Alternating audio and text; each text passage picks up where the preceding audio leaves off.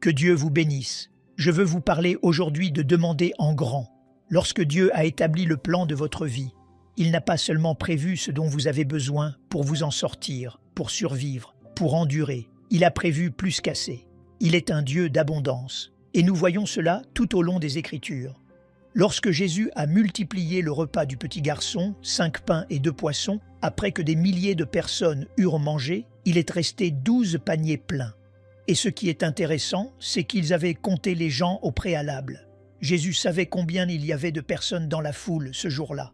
S'il avait voulu être exact, il aurait pu faire en sorte qu'il n'y ait pas de reste. Exprès, il a fait plus qu'assez. C'est le Dieu que nous servons. David a dit « Ma coupe déborde ». Il avait une abondance, plus que ce dont il avait besoin.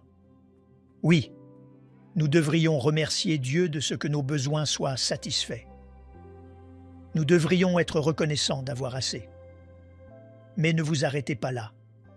Ce n'est pas votre destinée. Il est le Dieu de la surabondance.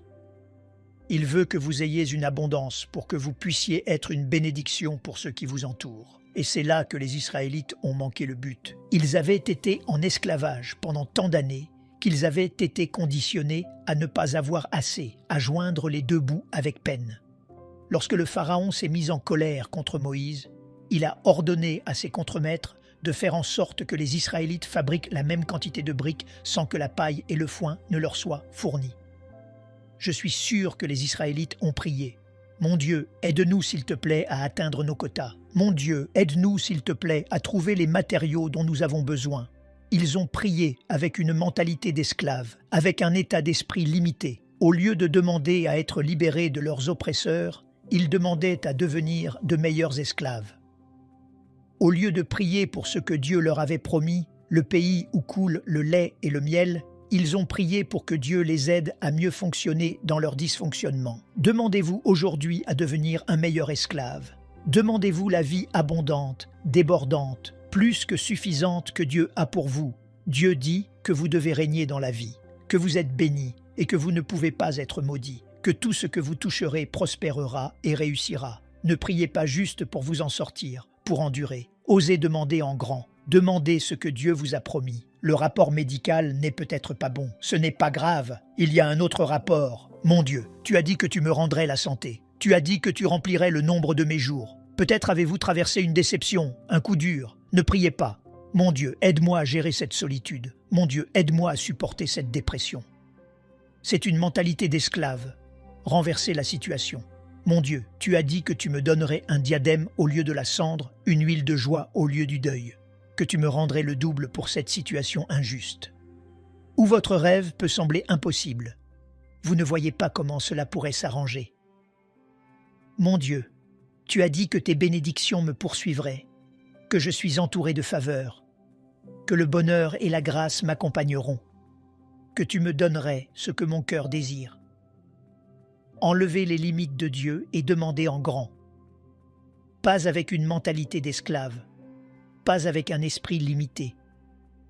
Ne demandez pas à Dieu de vous aider à mieux fonctionner dans votre dysfonctionnement. Demandez-lui vos rêves. Demandez-lui de nouveaux sommets. Demandez-lui des bénédictions explosives. Demandez-lui de vous propulser dans votre destinée. C'est ce qu'a fait une femme que je connais. Elle a 4 petits-enfants qu'elle a dû élever en fin de compte. Elle ne l'avait pas prévu. Quelque chose s'est passé avec sa fille et au début, elle était un peu découragée, ne sachant pas comment cela allait s'arranger. 3 de ses enfants étaient dans une école privée très chère et cette grand-mère n'avait pas les fonds supplémentaires.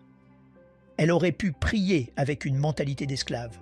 Dieu n'est pas juste. Je ne pourrai jamais vraiment subvenir aux besoins de mes petits-enfants. Aide-nous simplement à survivre. Au lieu de cela, elle a eu l'audace de demander en grand. Et elle a dit « Mon Dieu, je n'ai pas les fonds pour garder mes petits-enfants dans une école privée, mais je sais que tout t'appartient. Tu es un Dieu d'abondance. Mon Dieu, je te demande de frayer un chemin, même si je ne vois pas comment cela pourrait jamais se produire. » Elle devait une petite somme pour qu'il termine cette première année. Elle s'est rendue à l'école pour payer. La secrétaire a affiché son dossier sur l'ordinateur et a dit « Non, vous ne devez rien. Tout est réglé. » Et elle a répondu « Ce n'est pas possible. J'ai la vie juste ici. Il est écrit que je dois cette somme. La secrétaire a tourné l'écran et a dit « Non, madame.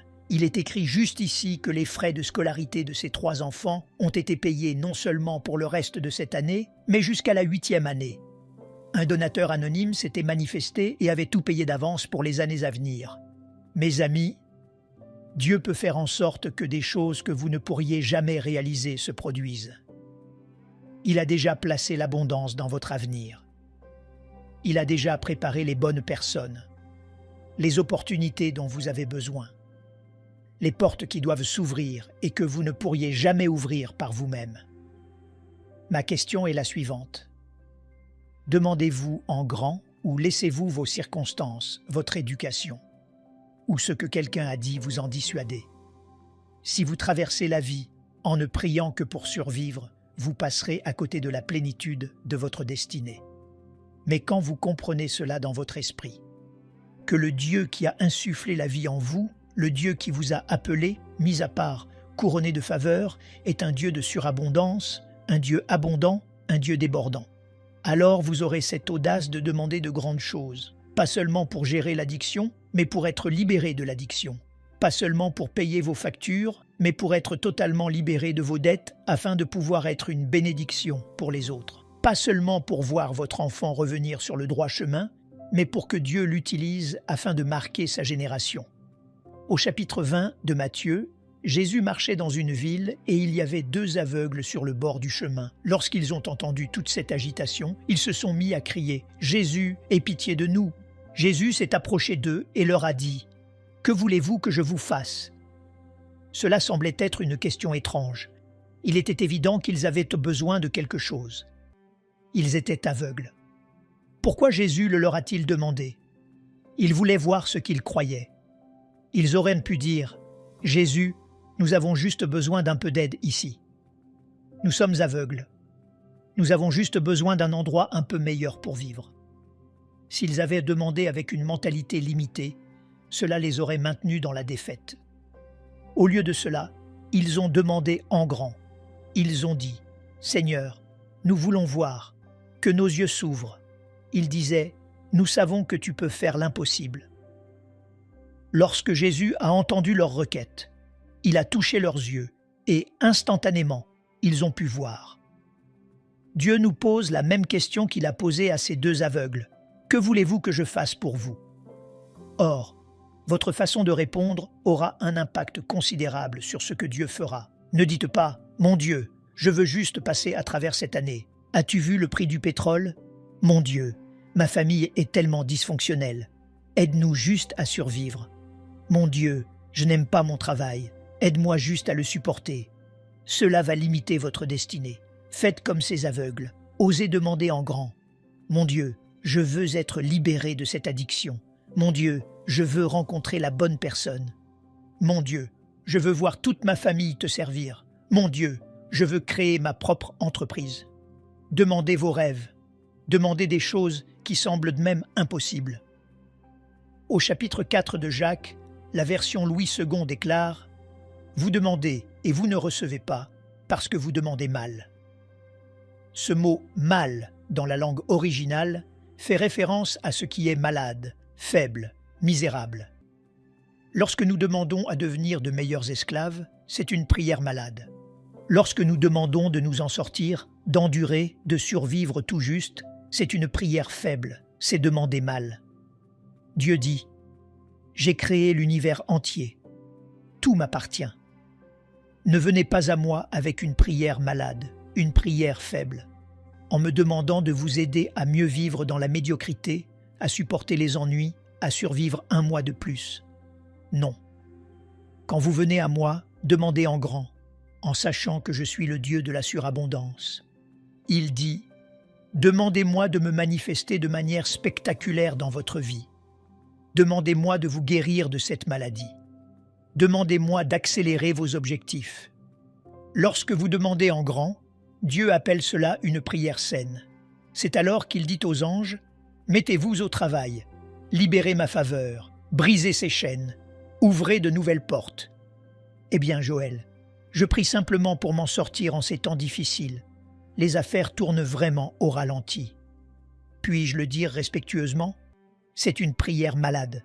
Cette prière a la grippe. Cette prière est dépressive. Mais je prie juste pour apprendre à gérer cette addiction. Ma grand-mère l'avait, ma mère l'avait. Maintenant, je l'ai aussi. C'est une prière faible. Votre attitude devrait être « Mon Dieu, cette addiction continue de se transmettre dans ma lignée familiale. Mais je crois que c'est un jour nouveau, que tu m'as suscité pour y mettre un terme. Que je serai celui qui brisera la malédiction générationnelle et commencera la bénédiction générationnelle. Ne demandez pas à devenir un meilleur esclave. Demandez à être celui qui fait la différence. Demandez à établir une nouvelle norme. Lorsque vous dites « Mon Dieu, aide-moi à obtenir cette bourse d'études pour que je puisse aller à l'université », ce n'est pas seulement être plein d'espoir, simplement être positif. C'est votre foi qui est relâchée. C'est ce qui permet à Dieu de faire de grandes choses. Ou « Mon Dieu, je n'ai pas encore les fonds pour le projet de construction, mais Seigneur, je veux te remercier de ce que l'opportunité se dirige vers moi. Que les bénédictions me poursuivent. Finis les prières malades. Enlevez les limites de Dieu. Demandez en grand. C'est l'année pour que Dieu se manifeste avec éclat dans votre vie, pour accélérer sa bonté, pour vous propulser vers votre destinée. C'est ce qu'a fait un homme dans les Écritures qui s'appelait Jabez. Son nom signifie littéralement douleur, chagrin, souffrance. Chaque fois que quelqu'un disait « Bonjour Jabez », il disait « Bonjour les ennuis, bonjour le chagrin, bonjour la douleur ». Il prophétisait la défaite et l'échec. Vous pouvez imaginer comment il aurait pu laisser cela le maintenir dans la médiocrité, le faire se sentir inférieur, peu sûr de lui. Mais il y avait quelque chose de différent chez Jabez. Malgré son éducation difficile, malgré les étiquettes que les gens lui collaient, il a levé les yeux vers les cieux et a dit, selon la version Louis II, « Oh, si tu me bénissais !» Il aurait pu dire simplement, « Mon Dieu, bénis-moi !» Cela aurait été correct, mais il a eu cette audace de demander en grand. Et voici un homme qui était censé avoir des ennuis, des peines de cœur, vivre déprimé, vaincu. Mais il s'est débarrassé de la mentalité d'esclave. Son attitude était « Peu importe ce que les gens disent de moi, peu importe à quoi ressemblent mes circonstances, je sais qui je suis, un enfant du Dieu très haut. » Il a continué en disant « Et si tu étendais mes limites ?» Il disait « Mon Dieu, aide-moi à aller au-delà de la norme. Laisse-moi voir l'abondance. Laisse-moi voir davantage de ta faveur. » Je suis sûr que des pensées lui ont dit « Jabez, Dieu ne va pas te bénir. Tu viens de la mauvaise famille. Tes propres parents t'ont étiqueté comme chagrin, douleur, problème. Mais ce ne sont pas les gens qui déterminent votre destinée. C'est Dieu. » L'Écriture dit que Dieu accorda à Jabez ce qu'il avait demandé. Dieu l'a abondamment béni. Comme Jabez, vous avez peut-être de nombreuses raisons de vous contenter de votre situation actuelle. Ce que vous n'avez pas reçu, ce que les gens ont dit, à quel point cela semble impossible. Les probabilités sont peut-être contre vous, mais la bonne nouvelle, c'est que Dieu est pour vous. Il est plus puissant que n'importe quelle force qui essaie de vous arrêter. Il sait comment compenser ce que vous n'avez pas reçu. Il peut vous propulser plus loin que vous ne l'avez jamais imaginé. Mais vous devez faire comme Jabez et faire des prières audacieuses. Demandez malgré les apparences de la situation. Demandez malgré ce que les gens vous disent. Demandez malgré ce que l'ennemi n'arrête pas de vous murmurer à l'oreille. Jabez aurait pu faire une prière faible et malade, se dire « Mon Dieu, j'ai eu de la malchance. J'ai eu une enfance difficile. Mon Dieu, je te demande juste de m'aider à survivre. » S'il avait fait cela, nous ne parlerions pas de lui aujourd'hui. Si vous voulez déjouer les pronostics, démarquez-vous de la foule. Si vous voulez atteindre votre plus haut potentiel, vous devez apprendre ce principe. Demandez en grand. Dieu a dit dans le psaume 2, dans l'esprit de la version The Message et selon la version Louis II, « Tu es mon fils, je t'ai engendré aujourd'hui », ce qui revient à dire que c'est aujourd'hui ton anniversaire. Que veux-tu ? Demande-moi, et je te donnerai les nations pour héritage, les extrémités de la terre pour possession. Remarquez à quel point Dieu voit grand. Que veux-tu ? Les nations en cadeau. Parfois, Nous prions pour une augmentation de 3 dollars de l'heure. Dieu parle de vous donner des nations. Nous prions pour une promotion. Dieu a une entreprise dont vous serez le propriétaire. Nous prions pour payer nos factures. Dieu prévoit de vous bénir pour que vous puissiez payer les factures d'autres personnes. Nous regardons les 5 pains et les 2 poissons. Dieu pense aux 12 paniers pleins qui vont rester. Qu'est-ce que cela signifie? Aujourd'hui est votre anniversaire, le jour de votre anniversaire. Plus qu'à tout autre moment, vous vous sentez en droit de demander quelque chose qui sort de l'ordinaire. Normalement, vous ne voulez pas que quelqu'un se dérange pour vous. Mais le jour de votre anniversaire, vous pensez « D'accord, je vais demander cette faveur. Je vais demander cette nouvelle tenue ou cet ensemble de clubs de golf. » Vous savez, avec le temps, en vieillissant, notre enthousiasme peut baisser un peu. Mais repensez à l'époque où vous étiez enfant. Vous saviez que c'était votre jour spécial et vous aviez l'audace de demander ce que vous vouliez vraiment. Il y a quelques mois, un petit garçon est venu me voir dans le couloir. Il a environ 5 ans et je le vois ici tout le temps. Il est arrivé en courant, tellement excité, et a dit « C'est mon anniversaire aujourd'hui ». Je lui ai fait un gros câlin et lui ai souhaité un joyeux anniversaire. J'ai fait environ 5 pas, puis il est revenu, a attrapé ma jambe et a répété « C'est mon anniversaire ». Je savais qu'il venait de me le dire il y a 5 secondes, mais nous nous sommes serrés dans les bras et avons tout refait comme si c'était la première fois. Cela s'est produit encore et encore et encore. J'avais du mal à avancer dans le couloir. Vers la 7e fois, il est venu et a attrapé ma jambe. Cette fois, au lieu de me dire que c'était son anniversaire, il a levé les yeux et a dit « Qu'est-ce que tu vas m'offrir pour mon anniversaire ?» La raison pour laquelle il n'arrêtait pas de revenir, c'est parce qu'il se sentait en droit de recevoir un cadeau. Il savait que c'était son jour spécial. Dieu dit « Quand tu pries, agis comme si c'était ton anniversaire. Viens à moi avec assurance. Demande-moi ce que tu veux vraiment. Ne sois pas timide. Ne te retiens pas. Raconte-moi tes rêves. Dis-moi ce en quoi tu crois. Demande les choses secrètes que j'ai placées dans ton cœur. » Quand notre fils Jonathan était un petit garçon, il aimait les Power Rangers. Il ne demandait jamais grand-chose, mais pour son 6e anniversaire, il a dit « Papa, je veux ce nouveau Power Ranger que j'ai vu à la télévision. » Tu sais, une petite figurine d'action. Nous sommes allés au magasin de jouets, mais ils étaient en rupture de stock. Nous avons conduit jusqu'à un autre, et ils ne l'avaient pas. Et un autre, et un autre, et un autre. Normalement, j'aurais abandonné, mais c'était son anniversaire. Je ne voulais pas le décevoir. Finalement, nous l'avons trouvé à environ 1 heure de route. Ça nous a pris la moitié de la journée pour obtenir cette petite figurine à 14 dollars.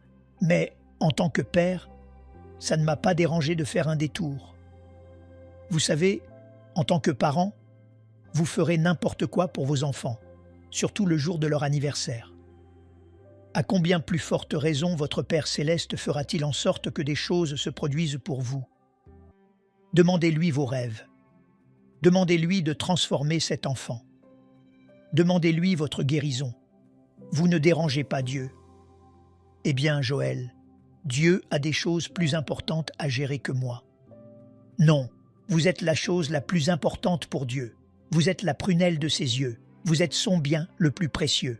Tout comme j'ai couru partout dans la ville pour trouver cette figurine d'action et donner à mon fils ce dont il rêvait pour son anniversaire, Dieu remuera ciel et terre pour accomplir sa destinée dans votre vie. Osez demander en grand.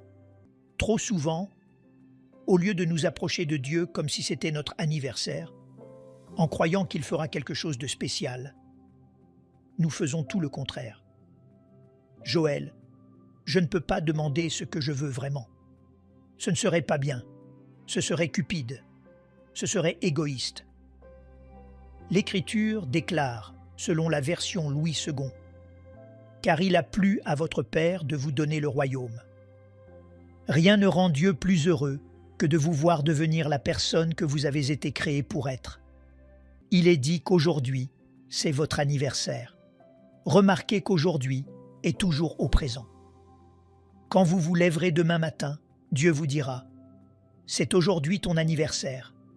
Dans 2 semaines, c'est aujourd'hui ton anniversaire. Dans 7 ans, c'est aujourd'hui ton anniversaire. Chaque matin quand vous vous levez, imaginez simplement Dieu vous dire « Joyeux anniversaire mon fils, joyeux anniversaire ma fille ». Pourquoi fait-il cela? Pour que vous ayez l'audace de demander des choses que vous ne demanderiez pas normalement. Lorsque j'ai appris que le bâtiment du Compact Center devenait disponible, quelque chose s'est enflammé à l'intérieur de moi. Je savais que c'était censé être à nous, mais chaque voix me disait « Ça n'arrivera jamais, c'est trop grand, Joël. Tu ne le mérites pas. Pour qui te prends-tu pour même le demander ?» Au lieu de croire à ces mensonges, j'ai fait ce que je vous demande de faire. Je suis allé vers Dieu comme si c'était mon anniversaire. J'ai dit « Mon Dieu, je sais que c'est invraisemblable. Normalement, je ne le demanderai jamais. Mais mon Dieu, je crois que tu as placé cela sur notre chemin. Cela fait partie de ma destinée. Alors, mon Dieu, je te demande d'ouvrir une voie, même si je n'en vois aucune. » Ce qui est intéressant, c'est que pour toutes les grandes choses que j'ai jamais demandées, je n'ai pas eu l'impression une seule fois que Dieu m'ait dit « Joël, tu as beaucoup de culot, mon gars. Qu'est-ce qui te prend de demander ça ?» C'est tout le contraire. Au fond de moi, je peux sentir Dieu murmurer « Joël, j'aime le fait que tu oses demander en grand. J'aime le fait que tu crois que je peux faire l'impossible. Et bien sûr, vous savez, tout ce que j'ai demandé ne s'est pas réalisé. Mais le fait est que si vous allez vers Dieu avec une foi d'enfant, en croyant que c'est votre anniversaire, en demandant des choses que vous ne demanderiez pas normalement, il y aura des moments où vous verrez Dieu se manifester dans votre vie d'une manière plus grande que vous ne l'auriez jamais imaginé. C'est ce que Salomon a fait dans le psaume 72. Il a fait ce qui semblait être une prière très égocentrique. Il a demandé à Dieu de le rendre célèbre, que sa renommée se répande dans tout le pays, que la richesse et l'honneur des autres nations lui soient apportés, et que les rois et les reines se prosternent devant lui. On pourrait penser que Dieu aurait dit « Salomon, qu'est-ce qui ne va pas chez toi? Je ne vais pas te rendre célèbre, je ne vais pas te donner cet honneur, cette richesse, cette influence. Tu as besoin d'apprendre l'humilité. » Mais Dieu ne l'a pas réprimandé. Dieu ne lui a pas dit qu'il était égoïste et avare. Dieu a fait exactement ce qu'il a demandé. Salomon est devenu l'une des personnes les plus célèbres de son époque. La reine de Séba est venue, s'est prosternée devant lui et lui a apporté de l'or et de l'argent. Voici la clé. La raison pour laquelle Dieu a exaucé cette prière audacieuse, c'est parce que Salomon a continué en disant « Mon Dieu, si tu fais connaître mon nom, si tu me donnes de l'influence et de la richesse, alors je l'utiliserai pour aider les veuves, pour prendre soin des orphelins, pour apporter la justice aux opprimés, pour donner une voix à ceux qui n'en ont pas. » Il a demandé en grand, pas seulement pour paraître impressionnant, conduire le char le plus luxueux ou vivre dans le plus grand palais. C'était pour pouvoir relever ceux qui sont tombés, restaurer ceux qui sont brisés, aider ceux qui souffrent, afin de faire avancer le royaume de Dieu. Dieu n'a aucun problème à vous donner de l'influence, de l'honneur, de la richesse, voire même de la célébrité, tant que votre rêve est lié d'une manière ou d'une autre à l'aide apportée aux autres, à l'amélioration de ce monde. Et Dieu suscite une nouvelle génération de Salomon, des personnes qui ont l'audace de dire « Mon Dieu, rends-moi célèbre dans mon domaine. Laisse mes dons et mes talents se démarquer. Que mon travail soit si excellent, si inspirant que les gens tout autour de moi sachent qui je suis. Pas pour ma gloire, mais pour que je puisse utiliser mon influence pour faire avancer ton royaume. Quel que soit votre domaine, la médecine, la vente, la construction, la comptabilité, l'enseignement, je vous mets au défi de prier. Mon Dieu, rends-moi célèbre dans mon domaine. Laisse-moi briller. Donne-moi de l'influence. Si vous êtes architecte, mon Dieu, donne-moi des idées, de la créativité, des conceptions qui se démarquent. Ensuite, utilisez votre influence pour concevoir un foyer pour garçons ou concevoir un orphelinat. Vous êtes mécanicien? Mon Dieu, rends-moi célèbre. Laisse-moi être tellement qualifié, avoir tellement d'expertise que les gens viennent me voir pour apprendre comment on fait. Ensuite, Utilisez votre influence pour réparer la voiture d'une mère célibataire, pour encadrer d'autres jeunes hommes et leur apprendre le métier. Vous êtes dans la profession médicale. Mon Dieu, rends-moi célèbre, laisse-moi développer des procédures qui profitent à l'humanité. Ensuite, utilisez cette influence pour aider ceux qui n'en ont pas les moyens. Il n'y a pas de limite à ce que Dieu fera pour vous si vous utilisez ce qu'il vous a donné pour aider les autres. Une fois, je jouais au basketball avec des amis et j'ai dû partir tôt pour aller à un rendez-vous chez le médecin. L'un de mes coéquipiers travaille dans le domaine médical et il m'a demandé qui j'allais voir. J'ai répondu « Le docteur Price, un de mes amis ». Il a levé les yeux et a dit « Le docteur Price ?» J'ai répondu « Non, juste le docteur Price. Je le connais depuis 30 ans. » Il a dit « Est-ce le docteur Price qui est spécialisé en maladies infectieuses ?» J'ai répondu « Oui, c'est lui. » Il a dit « Oh là là, c'est le meilleur. Il est célèbre. Les gens viennent de partout pour le consulter. » J'ai pensé « Oh, je devrais commencer à mieux le traiter. » Mais vous savez ce que fait le docteur Price avec sa soi-disant célébrité, sa richesse, son influence?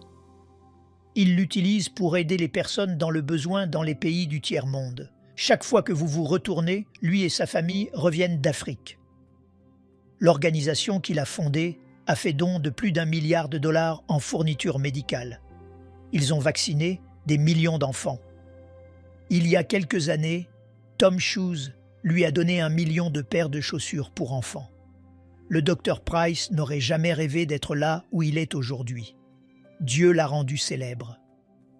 Pas célèbre au sens des magazines à scandale, mais célèbre dans son domaine. Je me demande ce qui se passerait si vous osiez prier. Mon Dieu, rends-moi célèbre. Mon Dieu, fais-moi me démarquer pour que je puisse faire une grande différence dans ce monde. Il y a un jeune homme qui fréquente notre église et qui s'appelle Troy. Il vient d'une famille monoparentale. Sa mère l'a amené, lui et son frère, à l'église depuis leur toute petite enfance. Depuis qu'il est tout petit, il a toujours rêvé d'aller à l'université. Naturellement, il ne semblait pas que cette mère célibataire serait en mesure de se le permettre. Toutes les chances étaient contre eux. Mais grâce à la prière, au travail acharné, à la faveur de Dieu et à de bonnes notes, lui et son frère ont tous deux reçu des bourses d'études. Celle de Troy était pour l'université de Georgetown, non seulement une bourse pour ses études de premier cycle, mais aussi pour sa maîtrise et son doctorat. Il étudie les sciences politiques. Son objectif est de devenir un jour le secrétaire d'État des États-Unis. Comme Salomon, il a prié « Mon Dieu, donne-moi de l'influence, donne-moi de la notoriété pour que je puisse rendre le monde meilleur. » Il y a quelque temps, je conduisais sur l'autoroute et j'ai vu ce panneau d'affichage d'un collège communautaire. C'était une photo de Troy et la légende disait « Rencontrez Troy, notre futur secrétaire d'État. » Mes amis, Dieu peut faire en sorte que des choses que vous ne pourriez jamais réaliser par vous-même se produisent. Il vous rendra célèbre pour que vous puissiez utiliser votre influence non seulement pour atteindre vos objectifs, mais aussi pour aider les autres en cours de route. Maintenant, faites votre part. Fini les prières malades. Fini les prières faibles. Débarrassez-vous de cette mentalité d'esclave. Allez vers Dieu comme si c'était votre anniversaire. Demandez-lui vos rêves. Comme Jabez, osez dire « Oh, si tu me bénissais !» Si vous faites cela, je crois et je déclare, tout comme pour Salomon, que Dieu va vous donner plus d'influence, plus de ressources, plus de notoriété. Vous allez accomplir vos rêves, vous élever plus haut que vous ne l'auriez jamais cru possible, et devenir tout ce que Dieu vous a créé pour être, au nom de Jésus. Si vous le recevez, pouvez-vous dire Amen aujourd'hui? Nous aimerions vous donner l'opportunité de faire de Jésus le Seigneur de votre vie. Voulez-vous bien prier avec moi? Dites Seigneur Jésus, je me repens de mes péchés. Viens dans mon cœur. Je fais de toi mon Seigneur et Sauveur. Et merci Seigneur pour le baptême du Saint-Esprit en moi. dans le nom de Jésus. Par cette simple prière, nous croyons que le Saint-Esprit vous conduit sur le chemin de la nouvelle naissance. Allez dans une bonne église dont le fondement est la parole de Dieu, passez par les eaux du baptême et donnez à Dieu la première place. Nous espérons de tout cœur que ce message vous encouragera. Si vous connaissez quelqu'un qui puisse être encouragé, s'il vous plaît, envoyez-le lui pour nous aider à atteindre plus de gens et à propager l'Évangile. Édifions le corps de Christ ensemble. Appuyez sur la cloche des notifications et merci infiniment de nous soutenir en vous abonnant à notre chaîne. N'hésitez pas à laisser vos requêtes de prière dans la section des commentaires. Sachez que même si vous ne voyez pas de réponse à votre requête, que ce soit sur YouTube, email, Facebook ou sur Messenger, nous avons prié pour vous. Nous invitons humblement le corps de Christ à soutenir chaque requête en écrivant une prière dans la section commentaires. Tenez-vous ferme dans la foi avec nous pendant que nous prions. Que la grâce et la paix du Seigneur Jésus-Christ soient avec vous tous et qu'il vous bénisse merveilleusement.